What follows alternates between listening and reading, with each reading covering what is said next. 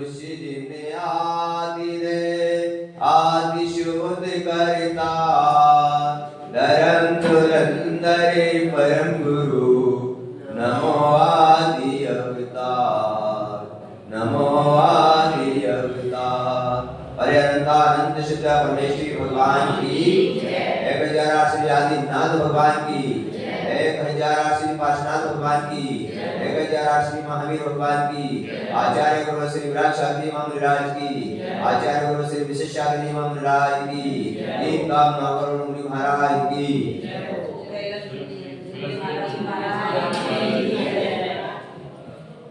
अब आत्माओं यहाँ पर एक प्रश्न कर रहा हूं तुमसे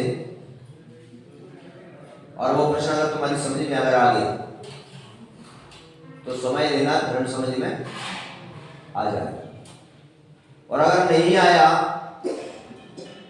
ये प्रश्न तुम्हारी समझ में तो अनादि काल से अभी देख रहे हैं ना ये क्रिया करते करते अनादि काल भी क्रिया क्या करते क्या कर रहे हो तुम लोग अभी भी क्या कर रहे हो ये सब क्रिया ही तो है और क्या ये सब क्रिया ही तो चल रही है। अपन यदि विचार नहीं करते कि वास्तव में उस धर्म को प्राप्त करने के लिए क्रिया भले कम हो क्या हो लेकिन भाव हमारे कैसे हो उत्कृष्ट हो तो हमको धर्म की प्राप्ति क्रिया तो हम अधिक करते हैं लेकिन भावनाएं हमारी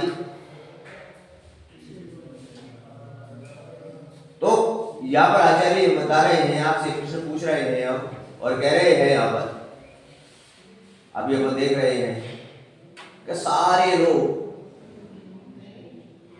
अब क्रिया करने में भी एक सूत्र नहीं है हमारा भगवान के मंदिर में भी हम एक होकर क्रिया नहीं रहे वहां पर भी अपनी मनमानी चल रही जिसको जो मन में आ रहा है सो कर रहा है कोई किसी प्रकार का कोई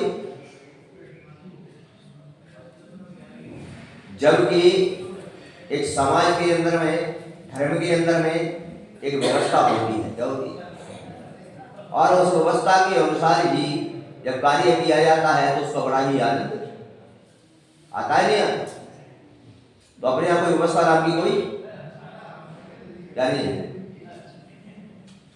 जिसको जो मन में आ रहा है वो जिसके मन में जैसे क्या जैसे मंदिर के अंदर एक व्यवस्था होती है क्या होती है व्यवस्था का मतलब अभिषेक करने के बाद अब अभिषेक कर रहे हैं क्या कर रहे हैं और अभिषेक करते समय क्या व्यवस्था होती है अभिषेक करें सबसे पहले तो पूरी शुद्धि का क्या रखना पड़ता है क्या नहीं रखना पड़ता अपन विचार करें शास्त्रों के अंदर में शुद्धि में अगर जाते हो तो अभिषेक के वस्त्र पहनने के बाद आप ये दरवाजा नहीं छू सकते क्या इसमें भी आपको दोष आ जाएगा क्या जाएगा अब विचार करना पहले जिस पार्टी पर जिस लकड़ी बनी है उस पर जैसे हम बैठे हैं अभी इसके 3 घंटे तक इसमें हमारी परिगणना रहेगी क्या रहेगी कितने घंटे तक 3 घंटे तक और 3 घंटे तक जब परिगणना रहेगी तो इस पार्टी पर कोई लेडीज नहीं बैठ सकती तो और अगर बैठती है ये परिगणना उसके अंदर ब्रह्मचर्य दोष आ जाएगा। अब विचार करना थोड़ा अपन लोग जो कार्य कर रहे हैं उस कार्य में विवेक की यदि क्या है आवश्यकता है हम वास्तव में अगर देखा जाए तो हम कार्य तो करते हैं पर विवेक से शून्य है इसलिए उसके फल की प्राप्ति तो आचार्य कहते हैं जो भी क्रिया करो कम करो लेकिन विवेक पूर्वक करो कैसे करना हमको विवेक पूर्वक तो बस इस बात का विशेष क्या देना है ध्यान देना है रखना बस ये परंपरा करते क्यों करते हो कि हमारे दादा परदादा मंदिर आते थे वो भी पूजा करते थे तो हम भी कुछ तो अपने जीवन में बदलाव आना चाहिए नहीं बोलो इसलिए यहाँ पर एक प्रश्न आता है वो प्रश्न मैं सारे भारत में करता हूँ कहाँ पर और अभी तक उसका उत्तर कहीं पर भी हो सकता है, या विश्वास के साथ आए होंगे, विश्वास नगर वो उसका उत्तर। हाँ, विश्वास नगर वाले विश्वास के साथ जीते हो, इसके साथ कि नहीं जीते? अपने आप पर विश्वास है कि तुम्हारे? नहीं है। अपन दूसरों पर तो विश्वास करते हैं, किस पर? दूसरों पर। किस पर करते हैं? दूसरों पर। और अपने आप पर बोलो, अपने आप पर विश्वास करते हैं। हाँ, पता नहीं। मंदिर में भी बैठे हो, किसमें? तो मंदिर में आगे तुम्हें कोई दिक्कत आए, परेशानी, तो कब होगी? हम तो भगवान के भरोसे हैं। किसके? भगवान की। किस पर विश्वास है तुम? भगवान पर। तुम पर कौन? अपने आप पर? अपने भी। किस पर भरोसा रखना? अपने भी रखना है। अपने पर रखना है। भगवान पर भरोसा, भगवान तो तुम्हारे भरोसे बैठे, किसके भरोसे? वो अपने भरोसे बैठे हैं, हम अपने भरोसे बैठे नहीं, वो तो तुम्हारे भरोसे बैठे हैं। क्या कि यहाँ के श्रावक मेरे ऊपर 2 मुट्ठी चावल चढ़ाए, क्या नहीं बंधु हो? तो वो प्रश्न ये है कि तुम लोग यहाँ पूजा करते हो, पाठ करते हो, अनेक प्रकार के धर्म करते हो, नहीं करते? अभी तुम कहते हो ना, अरे भैया बहुत बड़ा धर्म करते हैं, बहुत बड़ा धर्मात्मा जीव है। कौन है? इसने ये मंदिर में ये कर दिया, इसने ये कर दिया, तो क्या बोलते हैं उसको? बोलते नहीं बोलते? ये माताएं बैठी हैं, अरे हमारे नगर की ये माता तो बोली क्या है, इनके बगैर तो धर्म। लेकिन यहां पर प्रश्न आ रहा है तुम्हारे कि अगर हम धर्म करते हैं, क्या करते हैं? ठीक है ना, सबका सभी की बात चिल्लाते हो ना, तो हम क्या कर रहे हैं? अभी मंदिर में आपने अभिषेक की पूजा पाठ करके क्या, अरे हम तो बहुत बड़ा धर्म करके आ रहे हैं, आओ अभिषेक करके आ रहे हैं। अरे अभिषेक करके आ रहे हैं तो अभिषेक किसके लिए कर रहे हो? बोलो, स्वयं के पुण्य कमाने के लिए। किसके पुण्य कमाने के लिए? तो भगवान को ऐसा कर रहे हो? बात समझ लो पहले, हम जो भी कार्य कर रहे हैं वो स्वयं के लिए करते हैं। किसके लिए? आप मंदिर में पूजा करते हो, पाठ करते हो, दान देते हो, इससे स्वयं का ही पुण्य का होता है नहीं?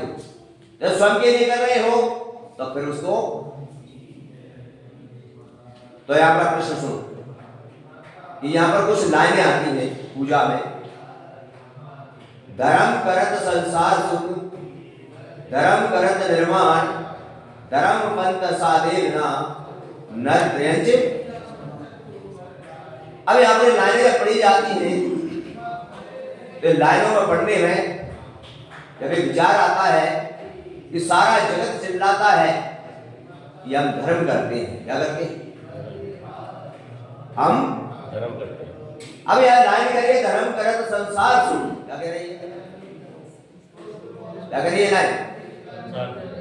अब तुम धर्म करते हो तो सुखी क्यों नहीं? एक प्रश्न कह रहा है धर्म करत संसार सुख। अब संसार में तुम धर्म कर रहे हो, चिल्ला रहे हो, धर्म का ढिंढोरा पीट रहे हो, फिर सुखी क्यों नहीं हो? संसार में कोई तन दुखी, कोई मन दुखी, तो कोई धन दुखी। संसार में कोई ना कोई व्यक्ति किसी ना किसी कारण से क्या है? दुखी है। ऐसा कोई भी व्यक्ति नहीं है संसार में जो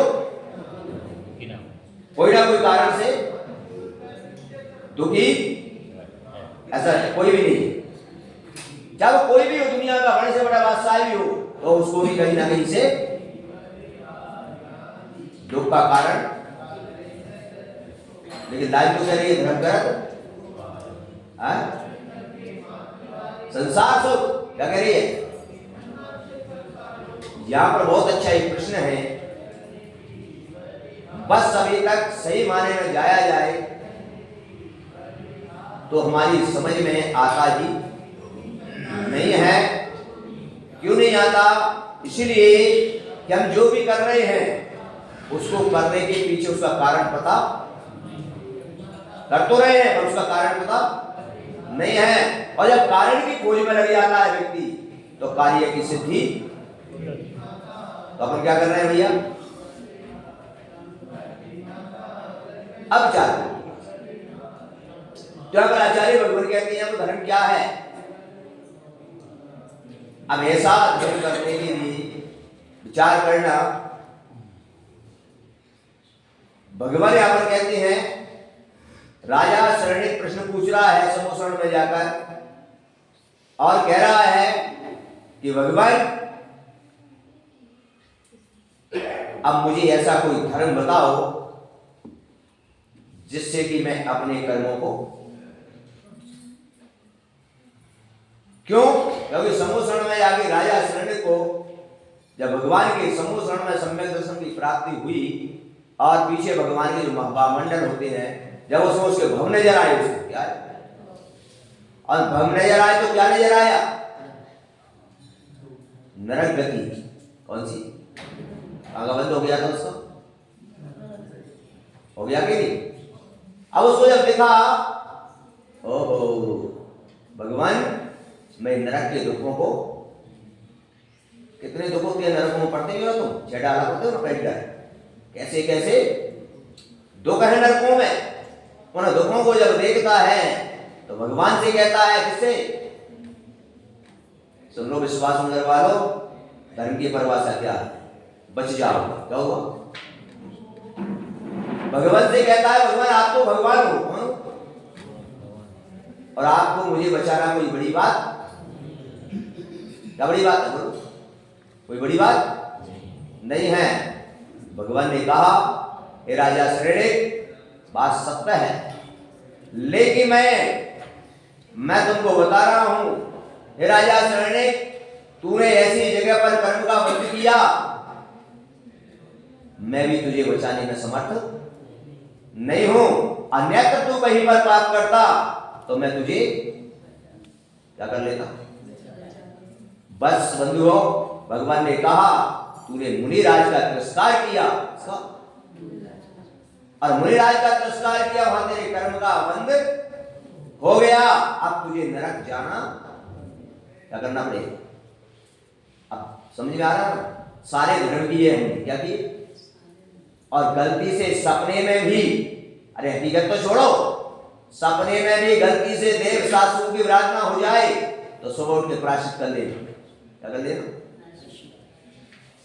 और हम तो जानते हुए भी क्या कर देते? हम तो जानते हुए देव सासू की क्या होगा बंधुओं? फिर कौन सा धर्म काम आएगा? कौन सा धर्म काम आएगा हमारा?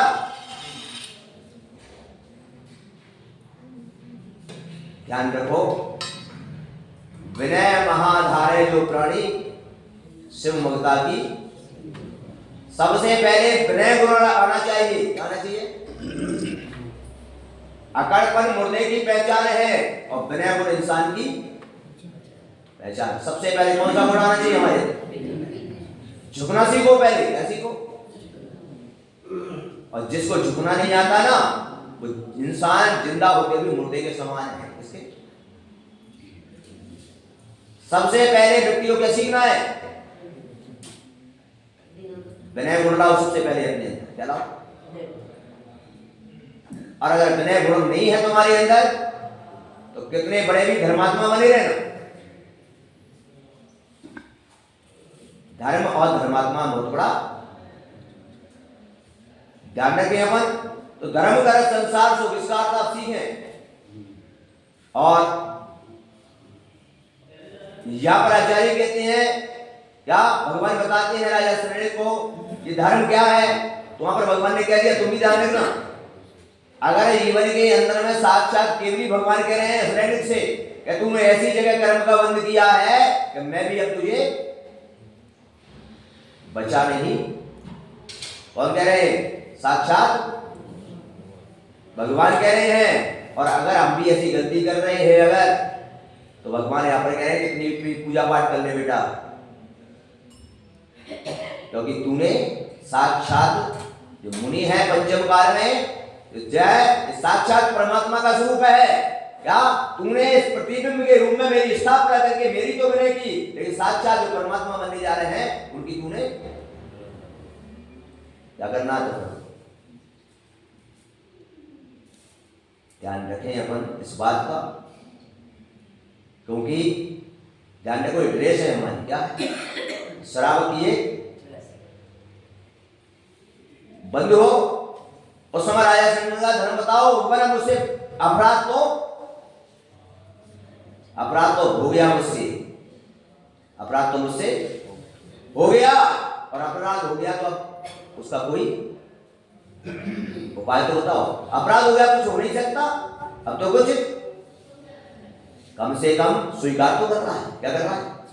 कम से कम वो, कि भगवान अपराध तो हो गया मुझसे, लेकिन ध्यान रखो राजा शृंग ने जब अपराध किया तब वो मिथ्या दृष्टि जीव था, वो था, और जैन धर्म को मानता ही, जब मानता नहीं तो उसने तो अनजाने में किया, उसमें वो जानता ही, लेकिन हम तो जानते हैं कि नहीं, हम तो जानते हैं कि नहीं, जानते हैं ना, और जानते हुए करेंगे तो क्या होगा फिर? इसीलिए राजा शृंग का कल मैंने तुमको बताया था क्या, कि राजा शृंग ने समूह क्षण में जैसे ही हिताई योग विनय की, वैसे ही सम्यक दर्शन की। बंधुओं, धर्म बताया भगवान ने, धर्म दो प्रकार का है, कितने प्रकार? एक श्रावक धर्म होता है और मुनि धर्म होता है। कौन सा? एक श्रावक धर्म और एक, आप कौन से धर्म में आते? अच्छा, श्रावक प्रथमाधारियों को कहा जाता है, किसको? अब वो देखो वो हमारी उधर पे रहते नहीं, तो गए प्रथमाधारियों को श्रावक दो प्रथमा से लेकर इनको श्रावक कहा गया। किसको? आप कितने प्रथमाधारी हो सारे? नहीं हो ना। राजा शृंग घबरा गया, राजा शृंग का भगवान ना तो मैं व्रत धारण कर सकता और ना मैं मां व्रत धारण कर सकता, फिर मेरा कल्याण कैसे होगा? फिर मेरा कल्याण कैसे होगा? तब भगवान ने कहा चिंता मत कर, तुझे सदगृहस्थ का उपदेश देता। किसका? किसका? आप सभी लोगों में कौन से? भोगी गृहस्थ हो, भोगी गृहस्थ। कौन से? सदगृहस्थ नहीं हो, कौन से गृहस्थ हो? भोगी गृहस्थ हो। सदगृहस्थ के लिए कहा कि सदगृहस्थ के कितने लक्षण होना है? सदगृहस्थ के लिए कहा अष्टमूल गुणों का धारी हो, अवश्य का त्यागी हो, सप्तदशन का त्यागी हो, और 6 आवश्यक कर्तव्य का रोजाना पालन करता हो। और इस प्रकार से वहां पर कहा कि ऐसा सदगृहस्थ, और ऐसा सदगृहस्थ, आप सदगृहस्थ हो, सारे अष्टमूल गुणों के धारी हो, सप्तदशन के त्यागी हो, अवक्ष के अवक्ष का सेवन नहीं करते, अवक्ष में सारी चीज आ जाएगी। आपको अवक्ष का त्याग करने पर आपको घर पर शुद्ध मर्यादित भोजन करना पड़ेगा, बाकी सारी चीजों का क्या हो जाएगा? त्याग हो जाएगा। विचार करो, क्या ऐसा कोई जगह श्रावक बैठा हुआ है? सदगृहस्थ भी नहीं, क्या नहीं है? क्या नहीं है?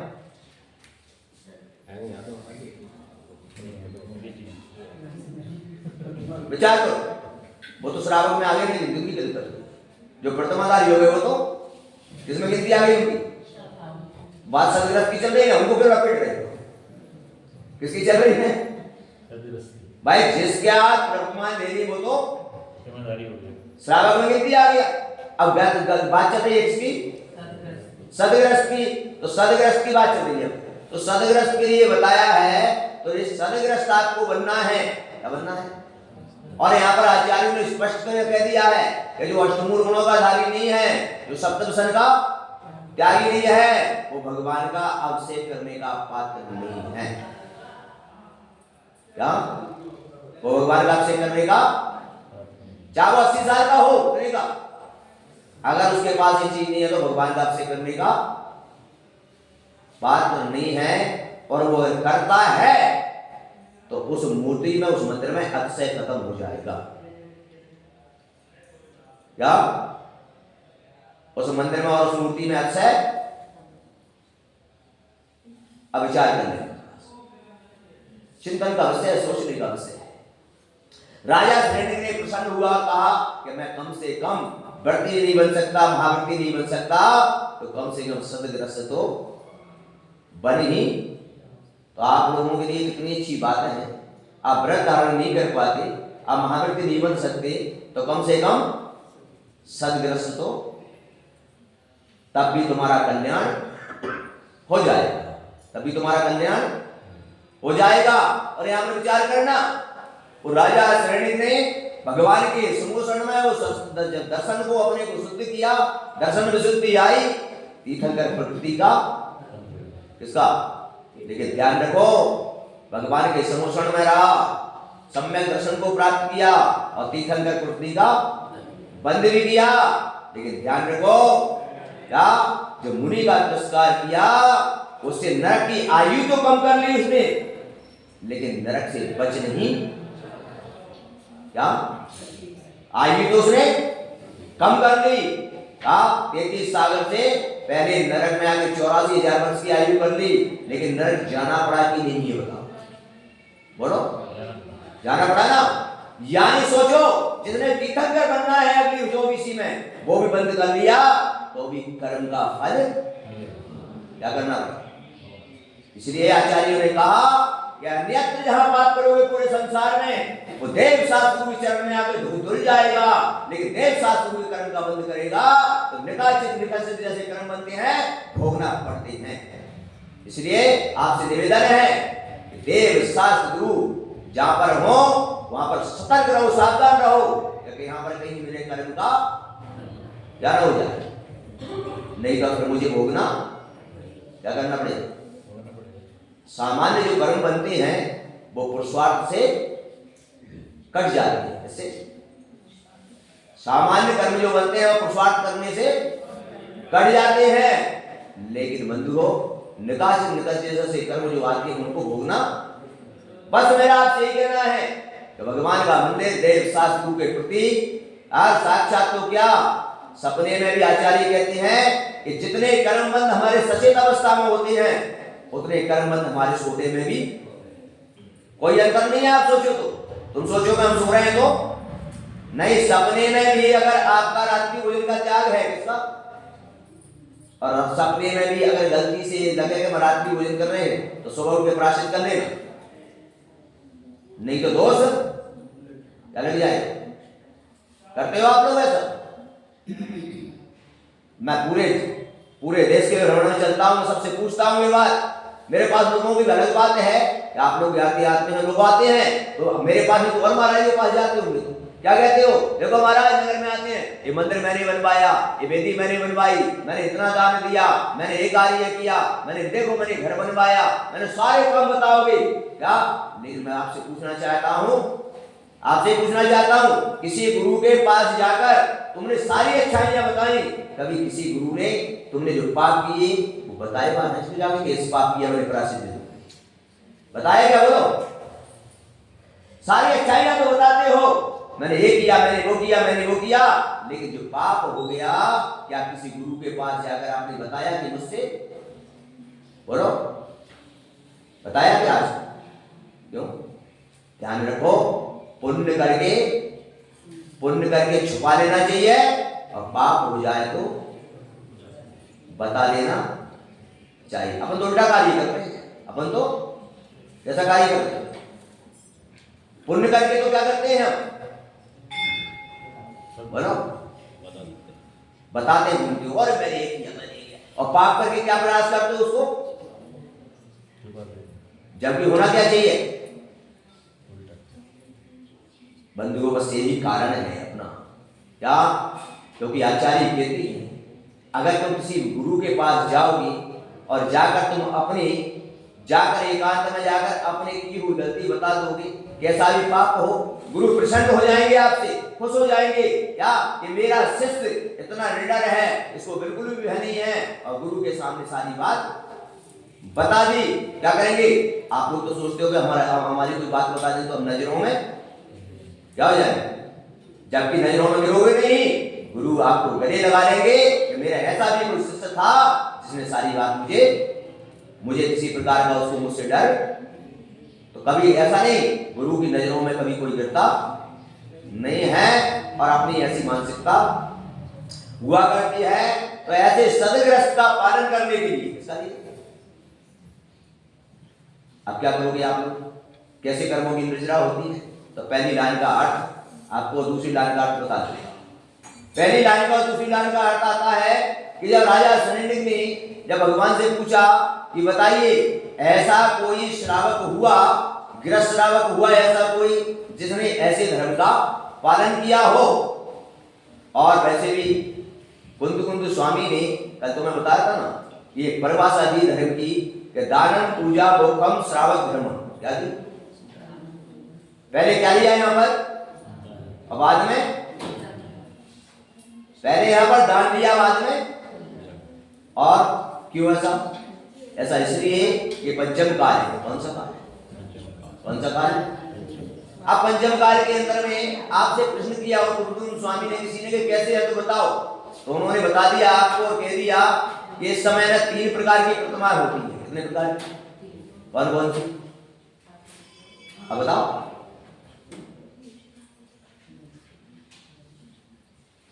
स्वाध्याय करती है ना, बताओ। और क्या?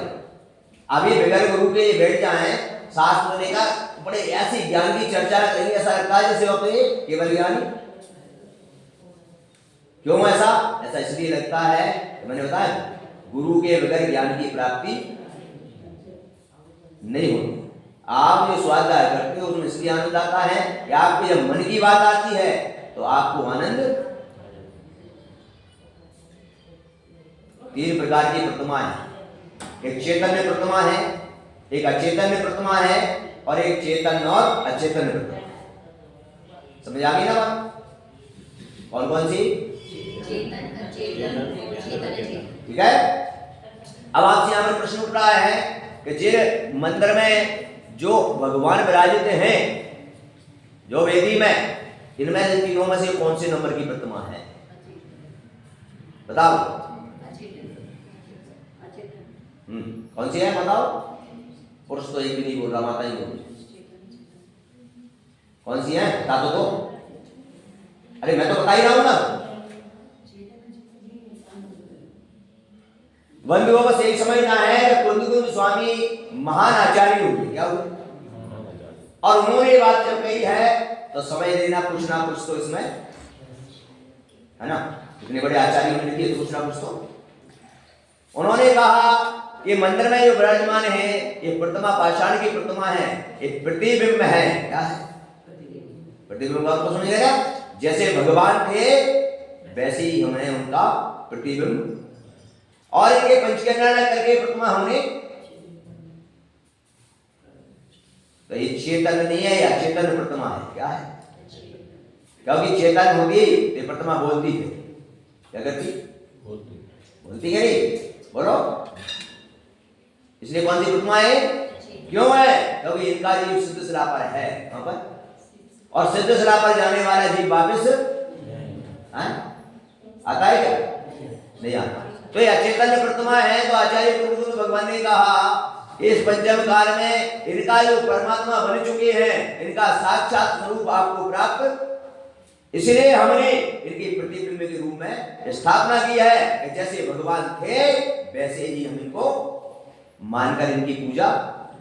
तो इनका हमारे बीच में अभाव है, साक्षात प्राप्त। पंचम काल के अंदर में समोसरण नहीं होते। क्या चल होते हैं? पंचम काल में लगते हैं, क्योंकि समोसरण तो भगवान महावीर के बाद, इसलिए पंचम काल में समोसरण नहीं होते। क्योंकि समोसरण में कौन सी प्रतिमा होती है? वो चैतन्य। क्योंकि केवल ज्ञान प्राप्त हो गया तब तो जीव भी है कि नहीं उनके अंदर, तो कौन सी प्रतिमा हो गई वो? तो पंचम काल में उनका भी अभाव हो गया। क्या हो गया? उनका भी। अब बची कौन सी प्रतिमा? चेतन और अचेतन प्रतिमा। चेतन चेतन प्रतिमा के लिए कुंद स्वामी कहते हैं कि वो है संत साधु। क्या? और चेतन और अचेतन प्रतिमा है, क्योंकि उनका शरीर जो बोल रहे हैं तुम्हारे लिए ये चेतन के साथ है, और पीछे का मंडल अचेतन है। क्या है? पीछे का मंडल कैसे है? और शरीर का चेतन। और तब कुंद स्वामी ने लिखा क्या? दानम पूजा मुखम श्रावक धर्मम। क्या उन्होंने कहा इस पंचम काल में साक्षात तुम्हें संत साधु परमात्मा के स्वरूप में नजर आते हैं, इसलिए उन्होंने कहा दानम पूजा मुखम श्रावक धर्मम। उन्होंने कहा कि पंचम काल के अंदर में हे परमात्मा तू भगवान के ऊपर एक कलश ढालता है, कहा भगवान को एक मुट्ठी चावल चढ़ाता है तो भगवान कहते हैं बेटा ये साक्षात परमात्मा तेरे नगर में आए हैं, अगर तूने उनको एक अंजलि जल नहीं दिया, तूने एक ग्रास आहार नहीं दिया तो भगवान कहते हैं तेरा अभिषेक पूजा मुझे स्वीकार नहीं है। अब बताओ बाबा विचार चिंतन करो, सोचो। और जब इस प्रकार की बात आई तो श्रेणी ने पूछा कि ऐसा कोई सत्ग्रस्त हुआ, तब भगवान ने बताया ये एक भरत चक्रवर्ती हुआ। कौन हुआ? सोचो किसका नाम आया। जब चक्रवर्ती का नाम आया और जब हमने सोचा कि चक्रवर्ती को क्या पड़ी हुई थी, उसके पास तो कोई कमी, फिर उसको क्या पड़ी थी? किसकी? अपने आवश्यक कर्तव्य इसका पालन करने की। क्या तो मैंने सोचा कि चक्रवर्ती के पास तो 96 रानियां, कितनी? विश्वास नगर वालों, चक्रवर्ती है तुम्हारे पास कितनी रानियां हैं? ये होगी ना, उसी के पास सुबह से शाम तक भागते हैं और शाम को निष्ठ पूरी विचार। वो चक्रवर्ती के पास 18 करोड़ घोड़े, कितने? 84 लाख हाथी, क्या 6 खंड का? तुम्हारे पास 6 खंड का घर भी है क्या? मकान भी?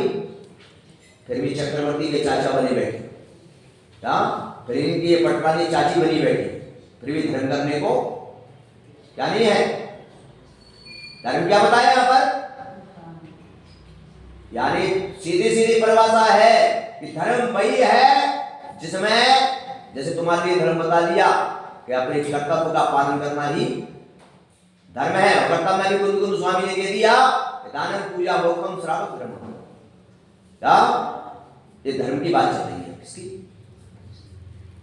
अब यहां पर विचार तो करना थोड़ा सा।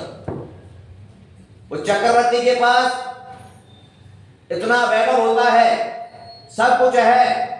बताओ भैया विश्वास न करवा लो, 96 रानी नहीं है, कोई बात नहीं है, कोई बात। एक आध हाथी है क्या? नहीं है। एक आध घोड़ा तो होगा, वो भी नहीं है। एक आध खच्चर तो होगा, वो भी। फिर भी चक्रवर्ती के चाचा बने बैठे। वो चक्रवर्ती पर इतना वैभव होते हुए क्या करता है? वो सुबह भगवान के मंदिर में आता है पूरे परिवार के साथ, भगवान का अभिषेक करता है, पूजा करता है या स्वाध्याय करता है। 5 कार्य उसके हो जाते हैं। एक बचा दान वाला, अब वो अपने घर पर पहुंचता है, अपने महल के दरवाजे पर खड़ा होता है जाकर। क्या क्यों? मैंने पहले बता दिया तुम्हें कि सदग्रस्त के घर पर शुद्ध भोजन बनता है। क्या बनता है? क्या बनता है? तो उसको अलग से बनाने की। और दरवाजे पर खड़ा होकर क्या करता था? क्या? और इनकी विशेषता होती है, जितने भी राजा चक्रवर्ती होते हैं या इनके यहाँ द्वारपाल खड़े रहते हैं या जगह जगह, और इनको आदेश होता है कि किसी भी गली से कहीं से भी कोई भी संग अगर गुजरे तो तुरंत सूचना देना। क्यों?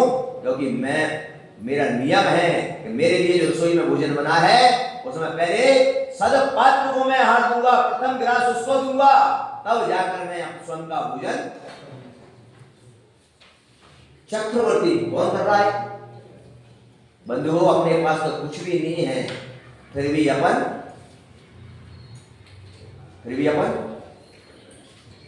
करने को बस कोई महाराज ने नियम दे दिया, महाराज अभिषेक का, इसलिए हम अभिषेक करके चले जाते हैं। किसी में आरती हमारा ने पूजा का नियम दे दिया, इसलिए हम। ध्यान रखो, कर्तव्य करने की चीज है। आपके लिए आचार्य महाराज कहते हैं, क्या चाहे हो हमारे आचार्य विराट सागर, विद्यासागर, विशुद्ध सागर सारे कहते हैं क्या कि आज हमें मुनि धर्म का उपदेश देते हैं, क्या देना चाहिए, लेकिन आज हमें श्रावकों को धर्म बताना पड़ रहा है। क्यों? क्योंकि ये अपने कर्तव्य भूल गए। बोलो, भूल गए कि नहीं भूले? जबकि तुम्हारी करने की चीज है, तुम्हें स्वयं को ही करना। बंधुओं, चक्रवर्ती का जब वर्णन आता है, वो चक्रवर्ती कैसे बना बताया आपको? कितना बड़ा? वो पूजा करने से नहीं बना। चक्रवर्ती पद भी उसने तो कैसे बना? जब राजा साधु को आहार दे रहा था तब वो भी त्रिंच गति में था, वो जीव का मुझे, और वो हार को देख रहा था और हार की अनुमोदना कर रहा था और पश्चाताप कर रहा था कि खास अगर मैं भी मनुष्य होता तो आज मैं भी क्या दे रहा हूं। त्रिंच गति में कौन कब कर रहा है? अनुमोदना कर रहा है मात्र। अरे आप तो इंसान हो, जैन कुल में पैदा हुए हो, सांगो पांगो हो, और फिर भी अपने कर्तव्य का पालन नहीं कर पा रहे हो। और उसका फल क्या मिला? उसका फल मिला वो चक्रवर्ती बन के खड़ा हो गया। जब एक आहार की अनुमोदना कर से ऐसा पश्चाताप करके तो चक्रवर्ती पद को धारण कर सकता है। तुम तो इंसान हो, तुम तो इंसान हो, और तो तुम अगर अपने कर्तव्य का पालन करो तो तुम्हें भगवान बनने में ज्यादा समय, बोलो क्या धर्म कर रहे हो आप? या भगवान के ऊपर कलसा डाल के चले गए, धर्म हो गया? विचार करो, ध्यान रखो अपने जीवन में। चक्रवर्ती क्या भक्ति थी, दरवाजे पर खड़ा हो गया, पड़गान विधि कर रहा है, क्या कर रहा है, और जो भी पात्र आ गया, क्या आ गया, कौन आ गया? जो भी पात्र, वो ये नहीं देखता था आचार्य आएंगे, मुनि आएंगे, जो पसंद पात्र आ गया उसको नब्दा पूर्वक क्या दे दिया? आहार दे दिया। विचार करो।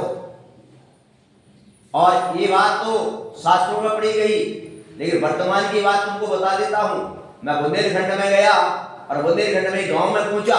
उस गांव के अंदर में जैसे भाई बैठे हैं, ऐसे कोई व्यक्ति आया मेरे पास और आकर बोला, महाराज, मैंने कहा बताओ। मैंने कहा, उस गांव के अंदर में उस व्यक्ति ने कहा कि कभी एक समय वो था कि इस गांव के अंदर में आचार्य विद्यासागर महाराज के संग के अलावा कोई भी साधु का आज तक इसमें वो हार हुराई लगाते नहीं थे। बोले मैंने क्यों, अब क्यों लगा रहा है? तो उसने कहा मैं एक बार आचार्य विद्यासागर के पास गया। वर्तमान की बात बता दो, समय की तुमको क्या? आचार्य विद्यासागर महाराज के पास जाकर मैंने पूछा कि भगवान मुझे 10-15 साल हो चले चौका लगाते लगाते, तुम्हारे यहाँ भी महीनों तक चौका लगाता हूं, मेरे यहाँ तुम्हारा आहार। तो आचार्य महाराज ने क्या कहा? उन्होंने कहा, बेटा मुझे आहार देना चाहता है तो मैं सुन लो बात बोल के। क्या आचार्य महाराज के भक्तों, तुम भी सुन लो, उनका अर्थ तो चढ़ाते हो पर उनकी बात नहीं मानते हो तुम। उन्होंने कहा, बेटा मुझे आहार देना है। अरे हाँ, तेरे नगर में कोई भी पिच्छी डाली आ जाए और कोई भी पिच्छी धरी जब आ जाए तो उसको देखकर समझ लेना कि इसी में विद्यासागर की स्थापना कर देना और उनको तू ये मान के हाथ दे देना, उसी से तू मुझे हाथ दे पाएगा। उसे मैं सोचेगा विद्यासागर को हाथ दूं तो कभी नहीं दे पाएगा। उन्होंने भी शिक्षा दी कि प्रत्येक संत में प्रत्येक संत की तस्वीर नजर आना चाहिए। अब बोलो, उस दिन से वो व्यक्ति बोला कि हमारे नगर के अंदर में एक सूत्र, और वो सूत्र के कारण से मैं नगर में गया, उस नगर के अंदर में मुझे अकेलों को भी 15 चौकी लगी। कितने प्रभाव, बस वो सीख गए। आप भी सीख लो, विचार कर लो, चिंतन कर लो। क्या ऐसा चिंतन विचार करना है हमको?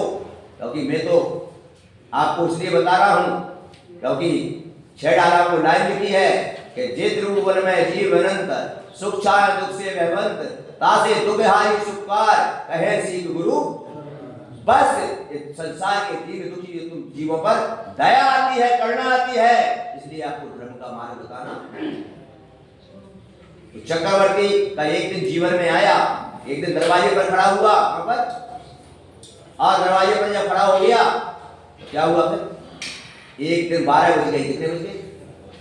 और 12 बजे तक कोई भी पात्र तो क्या किया? आपकी तरह क्या भोजन करने बैठ गया? क्या दुकान चलाने चला गया, फैक्ट्री चलाने चला गया? माता की तरह क्या घर में जाके नाश्ता बनाने लगी उनकी रानियां? क्या नहीं बंधुओं, चक्रवर्ती की आंखों से आंसुओं की धार लग गई। क्या लग गई? क्या पूछ रहा हूं तुमसे?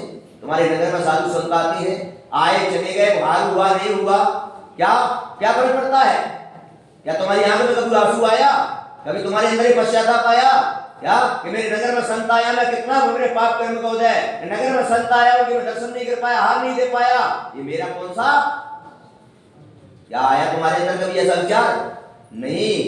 अम्मा जी महाराज आ रहे हैं, 2 महीना जाके चौका लगा देना, हार करा देना, बस छुट्टी, हार हो गया महाराज का, समझ लेना तुम्हारे दिन अब ध्यान रखो अपने जीवन में, और तुम्हारे अंदर पश्चाताप भी आ गया तो समझ लेना तुम्हारे बुरे दिन अब जाने वाले, अच्छे दिन आ गए तुम्हारे। आया कभी आंख में आंसू तुम्हारी में? चक्रवर्ती जैसा जिसके ऊपर किसी का, उसकी आंखों में क्या आ रहे हैं, उससे पूछा गया आंखों में आंसू क्यों आ रहे हैं, तो उसने क्या जवाब दिया? उसने कहा हे मंत्रियों, हे प्रजाजनों, इन आंखों ने भगवान के दर्शन किए, इन आंखों ने जिरमानी पढ़ी, लेकिन इन आंखों ने आज किसी गुरु के दर्शन, इसलिए आपने कोई मतलब की, बोलो क्या फर्क पड़ता है तुमको? बोले महाराज आए हैं, अरे हो गए दर्शन, क्या करना, महाराज के रोज दर्शन तो करते हैं, हमारे विश्वास में करता, रोज साधु आते हैं और रोज, क्या गजब की बात है। ध्यान रखो जीवन में। और चक्रवर्ती से पूछा तुम्हारे हाथ क्यों कांप रहे हैं? जब 6 घंटे में विजय प्राप्त की तुम्हारे हाथ नहीं कांपे? तब उसने कहा भगवान को, इन हाथों ने भगवान पर कलश किया, इन हाथों ने पूजा की, इन हाथों ने जिरमानी को उठाया, और इन हाथों ने आज किसी गुरु को हाथ दान नहीं दिया, इसलिए ऐसा लगता है हाथ नहीं, ये डंडे लगे हुए हैं। क्या चिंतन है, क्या बात है। आपने कर्तव्य उससे पूछा तो चक्रवर्ती ने कहा कि जब मुझे जिन आज्ञा है कि गृहस्थ में रहकर कर्तव्य का पालन करना चाहिए, और आज मैं अपने कर्तव्य का पालन नहीं कर सका, इसलिए धरती पर जीने का मुझे आज क्या नहीं है। बोलो ऐसा करना, पहली लाइन समझ आ गई? धर्म करत संसार सुख, क्या आ गया? पहली लाइन समझ आ गई? चक्रवर्ती को संसार में कोई दुख नहीं होता, धर्म करत निर्माण, और वही चक्रवर्ती वो धर्म करता करता, गृहस्थ में अपने कर्तव्य का पालन करता करता, लाख समय में मुनि दीक्षा को धारण करता है, और अंतर मूर्त में मोक्ष को प्राप्त होता है। धर्म करत संसार सुख, धर्म करत निर्माण, क्या निर्माण को भी प्राप्त हो जाया करता है। क्या ये है धर्म, ये है धर्म। क्या बंधुओं आप विचार कर लो कि जिन आज्ञा कही गई कि सदगृहस्थ को अपने कर्तव्य का पालन करना चाहिए, अगर वो कर्तव्य में एक भी कमी रखता है, एक भी कार्य नहीं करता, तो कर्तव्य पूरा नहीं माना जाता है। जैसे मैंने कल बताया, एक पेपर में फेल हो गए तो फेल माने जाओगे, पास नहीं माने जाओगे। इसलिए मैं तो आपसे यही कहूंगा, क्या मैं तो बार बार कहूंगा, 100 बार कहूंगा कि आप लाखों करोड़ों का दान कर पाना या मत कर पाना, लेकिन अपने कर्तव्य का क्या करना, समय लेना, तुम्हारा कल्याण हो जाए। बंधुओं आज बस यही जानकर हो रहा है, यही पड़ता है, और आज आपको 1-2 दिन का समय मिला है, उसमें जो भी लाभ लेना चाहें आप ले सकते हो। और मैंने तुमको अभी बताया था कि मुझे उपदेश करने का शौक नहीं है। आप सोचते हो महाराज को शौक है, महाराज आके बैठ जाते हैं, जबरदस्ती हमारा समय खराब करती है। नहीं, क्योंकि मेरे कर्तव्य में आता है, इसमें आता है, इसमें आता है धर्मोपदेश मेरे, इसलिए मैं अपना कर्तव्य करता हूं। क्या करता हूं? और मैंने बता दिया कि कर्तव्य नहीं करने वाले को तो भोजन करने का भी अधिकार नहीं है, और बगैर कर्तव्य के जो व्यक्ति भोजन करता है तो आचार्य कहते हैं पाप का बंध होता है। क्या होता है? और भोजन भी क्या बन गया, और कर्तव्य करके भोजन करोगे तो वही इसका कारण बन गया। क्योंकि तुमको बताया था ना, घर के लिए जो उपार्जन द्रव्य करते हैं उसमें से अगर हमने पहले दान दे दिया तो वही द्रव्य हमारा शुद्ध हो जाया करता है। इसलिए विचार करो, आपको जो कार्य करना है, मैं अपनी बात को पूरा करने जाता हूं, आपको बता देता हूं। एक मानसिकता अपने दिल से निकाल देना। क्या क्या तुम लोगों की मानसिकता क्या है? पहले मेरे घर के कार्य हो जाए, किसके? पहले मेरा मकान बन जाए, मेरा घर बन जाए, मेरे बेटा की शादी हो जाए, मेरे सारे कार्य पूरे हो जाए, बचेगा तो क्या दूंगा? बचेगा तो बोल दो, बचा हुआ किसको दिया जाता है? बोलो, बचा हुआ किसको देते हैं हम? बचा हुआ भिखारियों को दिया जाता है इसको।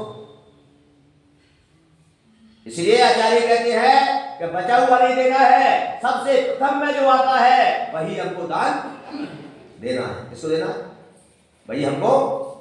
इसलिए बंधुओं अपना विचार करें, हमारा शास्त्र यही कहता है क्या कि प्रथम अपने आप आ जाएगा, प्रथम ग्रास हमारी इनको, हमारी प्रथम कमाई का पहला पुण्य भगवान के मंदिर में लगना चाहिए। बचा हुआ दोगे तो बचा हुआ ही प्राप्त होगा, और प्रथम दोगे तो प्रथम ही प्राप्त हुआ करता है। आपको बहुत आशीर्वाद है, हमारा विश्वास नगर में बहुत अच्छा है। सभी लोगों को मैं तो आशीर्वाद यही कहना चाहता हूँ क्या कि इनकी भावनाएं ऐसी प्रबल हो जाएं कि इनके आप एक कर्तव्य का पालन, बाकी तो सब कर रहे हो तुम, बस इतना सा और हो जाए कि कर्तव्य का। तो मैं तो कहता हूँ कि तुम्हारा बेड़ा पार है, कोई रोकने वाला नहीं है। आपको इतना ही आज सभी व्यक्तियों को, सभी श्रावकों को सुख समृद्धि वृद्धि की प्राप्ति हो, सभी का जीवन शुभ मंगलमय बने, सभी मोक्ष की प्राप्ति हो। और पंच परमेश्वरी भगवान की 7 को भी 6:30 बजे पर यहाँ पर